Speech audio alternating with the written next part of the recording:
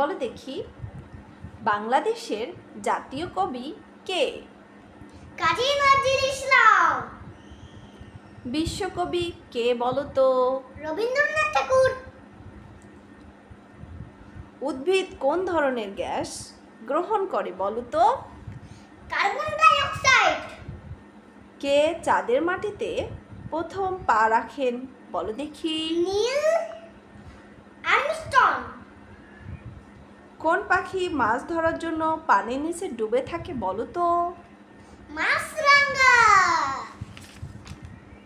কোন মাছকে জলের পোকা বলা হয় বলো তো? চিংড়ি মাছ।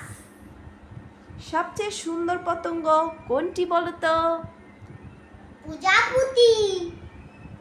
একটি কুকুরের কয়টি দাঁত থাকে বলো তো? 42টি। মাশাআল্লাহ। ভিডিওটি ভালো লাগলে একটি লাইক, কমেন্ট, শেয়ার করে দিন।